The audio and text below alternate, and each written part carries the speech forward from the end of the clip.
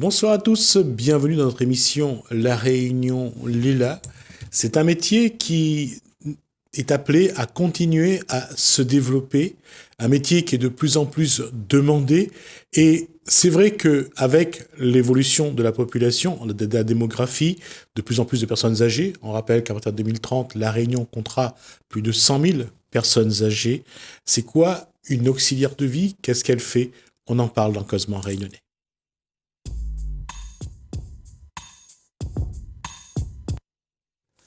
Bonsoir Geneviève Gamin. Bonsoir. Ça fait combien de temps ce métier d'auxiliaire de vie? Au fait, ce métier, je l'ai commencé, j'avais l'âge de 20 ans. Mais je suis passée un petit peu vers d'autres métiers et je suis à maintien d'homme depuis 1 an et demi déjà. Comment on est motivé pour devenir auxiliaire de vie? Est-ce que Geneviève Gamin savait c'était quoi auxiliaire de vie à ce moment-là? Au départ, non, je ne savais pas. On m'a dit que c'était un métier qu'on allait travailler avec les personnes âgées. Et du coup, c'est vrai que ça m'avait fait un petit peu peur. Mais je me suis lancée. Voilà, c'est le contact. Il y a eu une formation à 20 ans Oui. J'ai commencé par me former au CAFAD. Il y a très longtemps. Et depuis, donc, j'ai validé... Quand on se forme, on apprend quoi? On apprend à faire quoi? Quand on se forme, on apprend à cuisiner, d'une part, à cuisiner. On apprend la bienveillance. On apprend à faire un métier de l'humain. Et juste la cuisine. On cuisine ce qu'on a envie ou on cuisine pour l'autre? Non, cuisine pour l'autre. On cuisine pour l'autre d'une part parce qu'elle a un régime, parce que soit elle est diabétique, soit elle a du cholestérol ou autre chose. Mais on cuisine pour l'autre selon le goût de l'autre.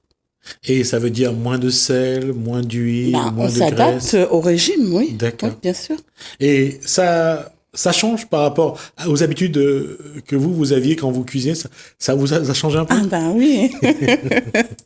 Moi, j'ai grandi dans le curry, riz grain curry, et voilà, et du sel, l'huile, voilà, les épices. Et du coup, donc on s'adapte. Et juste une question, ça m'a traversé l'esprit en préparant cet échange. Ils aiment manger quoi finalement? Vous leur faites manger quoi? Ça dépend. Enfin, moi, j'ai commencé à travailler en métropole, donc il fallait cuisiner, selon le mode de vie de chacun. Et puis voilà, donc on cuisine de tout. C'était beaucoup de pâtes ou bien? C'était oui, pâtes, steak, beefsteak, les patates, beaucoup de soupe et contrairement à La Réunion, c'est beaucoup riz, grain, curry. Nos personnes âgées aiment bien leur riz, grain, curry. Oui. Ils aiment pas trop de changements, les perturbent beaucoup.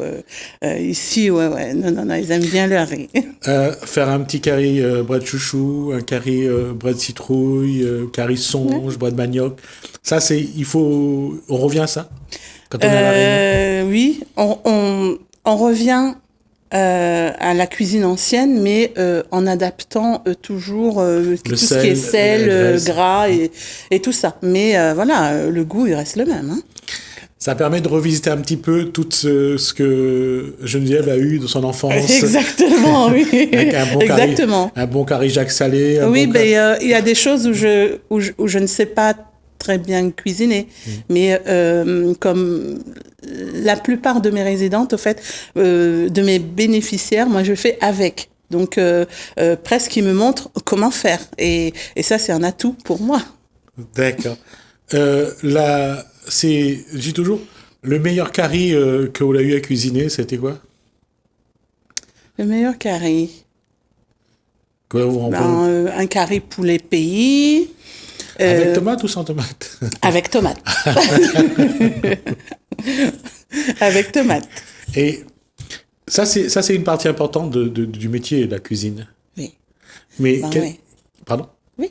Quelles sont les autres tâches de l'auxiliaire de vie? On peut, on va faire de l'entretien de la maison, on va entretenir son espace de vie. On peut aussi être amené à créer du lien avec la personne. On peut sortir, voilà, donc tout ce qui est les tâches domestiques et ménagères. D'accord. Du quotidien, de l'accompagnement, des tâches domestiques, voilà. Donc, Et quelque part, ça permet aussi de découvrir un petit peu la personne lorsqu'on voit les objets qu'il y a sur la table, qu'on regarde les photos. On rentre peu à peu dans la vie de la personne. Tout à fait. Et puis, comme je dis toujours, chaque personne est singulière. Chaque personne a sa personnalité, a ses valeurs. Donc, quand une auxiliaire de vie, elle rentre dans la vie de quelqu'un, elle rentre avec ça. Elle rentre avec une tolérance, moi je dis. Donc, on s'adapte à chaque personne, puisque chaque personne est différente. Chaque personne est différente, mais c'est au bout de combien de temps l'auxiliaire de vie sent que maintenant, elle fait partie de la famille de cette personne-là, que cette personne-là la considère comme un proche ou une proche? De toute façon, le contact se fait au tout début. Donc, on sent si ça va passer ou pas, et même pour la personne. Donc, même si elle aura un entretien avec ma responsable de secteur, elle me regardera plus. Elle me regardera plus, parce qu'elle cherche à me connaître. Elle veut me connaître. Elle veut savoir qui va venir chez elle. Et ça, c'est tout à fait normal. Et justement, comment l'auxiliaire de vie que vous êtes arrive à mettre à un moment donné cette barrière essentielle qu'on ne rentre pas trop dans sa vie privée, dans sa vie familiale? On met cette barrière en étant franche, en disant voilà, là vous allez trop loin. On va stopper ça parce que voilà, ça va aller trop loin. Donc il faut être franche, il faut dire ce qui se passe à la personne. C'est important parce qu'il s'agit que la personne ne rentre pas trop non plus, ne prend pas trop de votre vie, parce que s'il rentre trop dans votre vie, à un moment donné, il va tout accaparer. Oui, bien sûr. Et ça, c'est dangereux. C'est dangereux pour nous professionnels, mais c'est dangereux aussi pour la personne. Donc, à ce stade-là, on devient très professionnel. Et c'est là qu'on arrive à mettre une barrière en étant professionnel. Parce que pour avoir eu à échanger avec d'autres auxiliaires de vie, il y a un moment, je crois qu'il faut maîtriser le cadre, maîtriser aussi bien la personne et savoir placer les jalons au bon endroit. Oui, tout à fait. Donc, il est important de connaître son cadre. Le cadre pour lequel nous travaillons. Et que ce soit vous ou d'autres auxiliaires de vie que vous connaissez, est-ce qu'il y a un moment où ça allait trop loin justement dans la relation, dans la communication, et ça devient un crève-cœur par moment de dire non, de prendre des décisions? Oui, parce qu'on a envie de partager. Et puis, ce sont des personnes âgées. Ça nous rappelle à nos grands-mères avec qui on passe de très bons moments, où on raconte nos petits secrets. Mais voilà, sauf que ce n'est pas notre grand-mère. Et c'est là, après. À quel moment ça devient un crève-cœur de dire non? Parce que il y a un moment. Je sais pas, quand on sait qu'on va trop loin parce qu'on nous demande des choses très privées, très et qu'on peut pas dire. Et c'est ça qui pose qui peut poser un problème, c'est que c'est à l'auxiliaire de vie de mettre le cadre, la barrière, parce que la personne, elle va aller oui, les professionnels dedans, c'est nous, c'est pas eux. ça me fait penser à une chose parce que le bébé agit de la même façon. C'est à l'adulte de mettre le cadre. De mettre le cadre et de dire stop. Oui, tout à fait. Mais c'est pareil, ça marche pareil. Nous sommes des professionnels, voilà, donc nous devons réagir en professionnel et pour éviter justement qu'il y ait trop de mal entre la personne et nous. Quand on a de l'expérience, on sait aussi que il faut préserver sa vie, il faut se préserver soi et préserver sa vie, parce que sinon, quand vous rentrez chez vous, vous êtes toujours auxiliaire de vie, vous avez toujours ces personnes qui ont besoin de vous, et vous aurez du mal à vous déconnecter. Tout à fait. Donc il faut savoir mettre une barrière. Et c'est là que quand on rentre chez nous, il y a chez nous.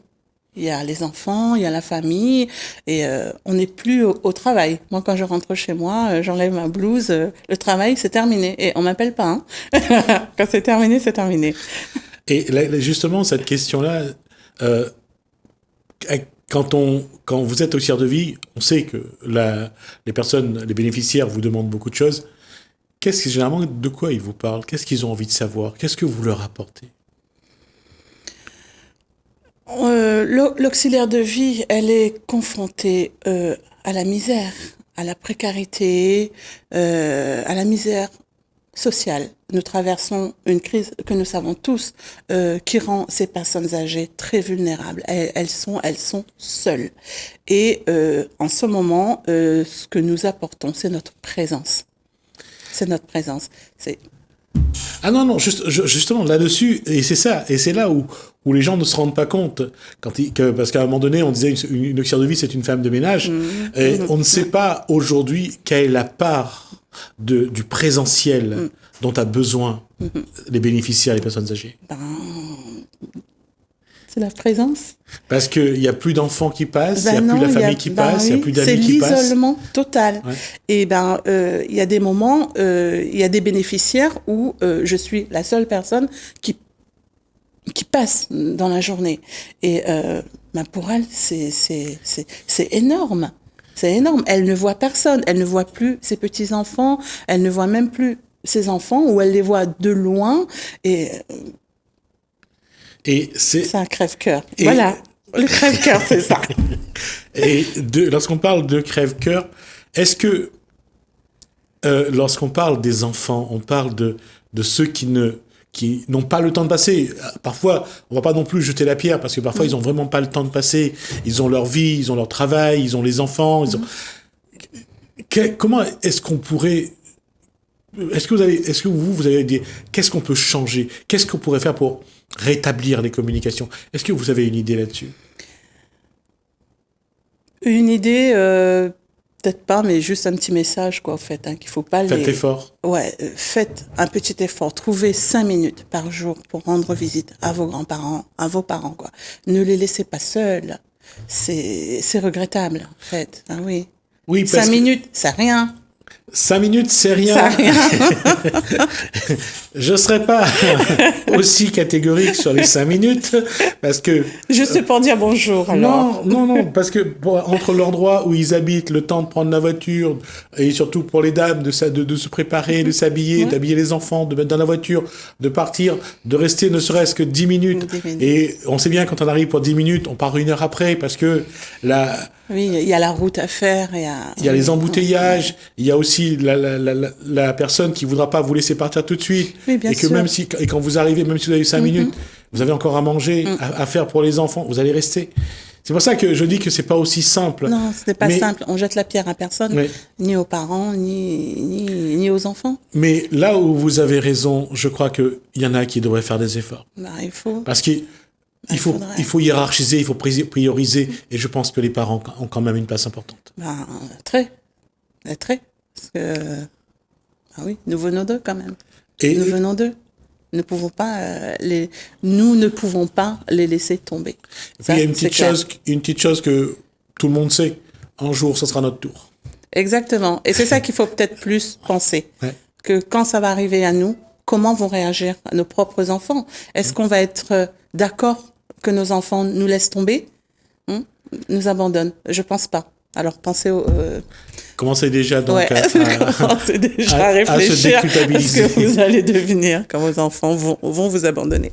Et là-dessus, justement, quel message? Parce que je pense que lorsque vous rencontrez entre professionnels, entre auxiliaires de vie, l'isolement, l'abandon, c'est un des sujets qui doit revenir dans la discussion. Beaucoup. Les personnes seules, ouais. Les personnes qui se retrouvent isolées. Ça revient beaucoup. Et je sais pas qu'est-ce que ça vaut de dire ça, mais pour l'instant, il n'y a pas de solution. Il y a des solutions de maintien à domicile, c'est pour ça qu'on est là. Et d'ailleurs, heureusement, qu'on est là, parce qu'on remplace un peu, au fait, les enfants. Donc, on vient, voilà. Nous, on peut venir tous les jours, tous les 2 jours, mais on est là. Donc, on remplace un petit peu, au fait, les enfants qui en ce moment, d'ailleurs, ne viennent pas. Justement, comment, à ce moment-là, on adopte la posture d'un proche, d'une proche, d'un parent, et on parle à cette personne comme si on était un parent, un proche. Oui. Comment on fait? On se met à la place d'eux, et puis on est bienveillant. Quand on est auxiliaire de vie, une des premières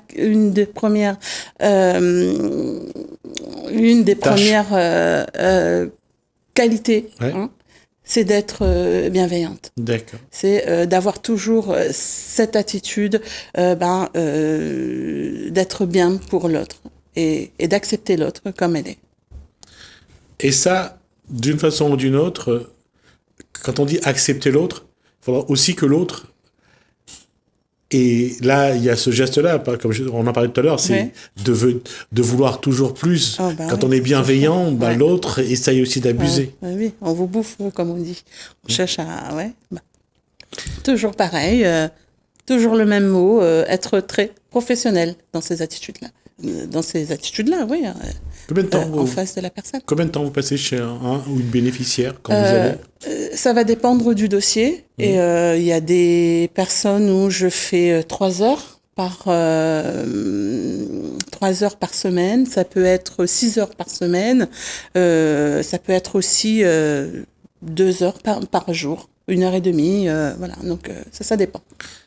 Ce laps de temps qui vous est imparti, comment vous le gérez? Quand c'est 1 heure, c'est 1 heure. Comment on reste 1 heure, en même temps on fait le travail. Quand il y a 3 heures, c'est un peu plus de temps, un peu plus, c'est un peu moins de stress, c'est plus facile peut-être? Quand on a 3 heures, oui, mais parce qu'on arrive à aménager son temps de travail et du coup, donc on arrive à faire plusieurs tâches, donc parfois même sortir avec la personne. Et puis quand on a 1 heure, on speed un peu et puis on est toujours à chercher ce que l'autre, est-ce que l'autre est bien, est-ce que ça va, est-ce qu'elle est en sécurité, voilà. Donc on speed un peu quand on a moins d'heures et puis on prend notre temps, on accompagne, on effectue nos tâches et voilà. Il va nous rester 2 minutes. Alors, cette question que je vais vous poser, est-ce que ce métier d'auxiliaire de vie a changé, a fait évoluer vos relations avec vos parents? Personnellement, je n'ai plus de parents, mais c'est vrai que j'ai une vieille tante qui a 81 ans et un oncle aussi qui a 78 ans et qui est porteur de handicap. Oui, ça, ouais, beaucoup. On est beaucoup plus bienveillant, on c'est est ça? plus bienveillant. On voit le oui, c'est ça. Donc on essaie d'en prendre soin. Et ça va être ma dernière question, oui. Geneviève Gamin. Oui. Quelle personne âgée vous avez envie d'être et comment vous avez envie de vieillir? J'ai envie de vieillir bien. J'ai envie d'une vieillesse reposante, et qu'on s'occupe de moi. Alors, entouré de vos enfants et de petits-enfants? De mes enfants. J'ai 2 enfants. Voilà, donc même maintenant, moi je leur dis, quand maman est vieille, vous vous en occuperez, ça c'est sûr. Vous mettez en place déjà les jalons pour mon que plan. Ça se fasse. C'est mon plan retraite. D'accord. Et en tout cas, on peut dire que, en tout cas, ce métier-là permet encore de voir une réalité et de se préparer pour ce qui va se passer. Tout à fait, oui. Et il faudrait que les gens soient un peu plus, je dirais, s'intéressent un peu plus, s'informent un peu plus pour que on ne continue pas à abandonner justement bien sûr, nos parce aînés. qu'il existe énormément d'aide. Quand on n'a pas les moyens, on peut faire une demande d'APA, on peut demander des aides techniques, des aides humaines. Donc voilà, il faut pas hésiter. Voilà. Ça va être le mot de la fin. Ce métier-là, auxiliaire de vie, ça vous a apporté quoi aujourd'hui? L'amour des autres. On restera là-dessus. Merci. Merci. En tout cas, Geneviève Gamin, rappelle donc que vous êtes auxiliaire de vie, donc, et que vous avez repris ce métier donc depuis un an et demi. Et à Maintien ad Homme. À Maintien ad Homme. Ouais. On va nous faire une pause. On se retrouve juste après.